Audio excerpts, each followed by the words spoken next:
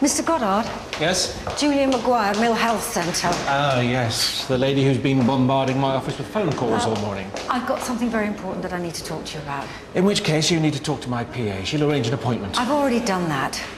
This is a very time-sensitive issue. She says that your nearest free time is next week. Then I look forward to seeing you next week. Now, I'm sorry, but I'm very busy. If you'll excuse me.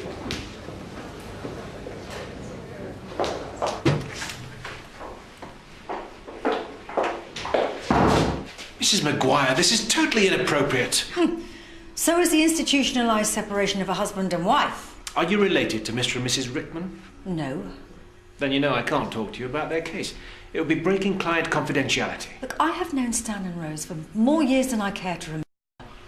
Have you got any idea how many doors I had to bang on to get to you? Nobody wants to take any responsibility for this mistake. And nobody seems prepared to rectify it either. This is a complicated issue. Have you any idea how hard it is to cater for two elderly people with widely varying health needs? Yes, I can see that must be difficult. And you visited Mrs. Rickman in Ashbarton House? Yes. Would you say she's being treated well? Very well. She's getting excellent care? Yes, but... And as I understand, Mr. Rickman did agree with the initial decision to move his wife. Well, yes, but he wanted the best for Rose. Look, how was he to know that this was going to have such a huge emotional impact on them both? I mean, they've been separated for the first time in half a century. So what do you want me to do? Move her back in with her husband? Well, no, of course not. She needs the extra level of care. Exactly. Perhaps now you can see that this is a complicated issue. There are no simple answers. But I will deal with this as soon as is practicable. Now, if you don't mind.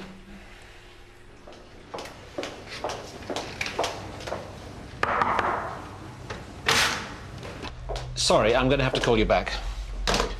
Mrs. Maguire, I'd like to say this is a pleasant surprise, but... 2 minutes of your time, that's all I want. I've given you far more than that already. Now, if you don't leave, I'll have to call security. 3430051. The editor, Leatherbridge Echo. That's his direct line. And I suppose he's a friend of yours. Anyway, he's holding the front page, ready to run with social services split septuagenarian sweethearts. You've come back to blackmail me. No, I've come to show you a solution that we can all come out of this with something positive. Stan and Rose are reunited, and your department does not have to break its own rules or see its mistakes splashed across the front page. Okay, you've got my attention. It's simple, really. You just reassess Stan Rickman's health needs.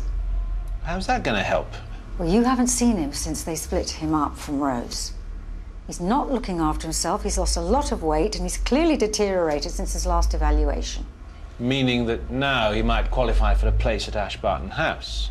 And don't worry about Stan taking up your expensive bed. Rose is in a private room. We can squeeze another bed in next to her. If Stan and Rose are reunited, it could be beneficial to her recovery. You might even get your bed back earlier when she's ready to go back to sheltered housing. Well, it's a neat solution to a tricky situation. It's the right thing, and I think you know it. At the end of the day, the decision isn't down to just me. No, but if you got behind it, I'm pretty sure it would happen. All right, Mr. Maguire, I'll see what I can do.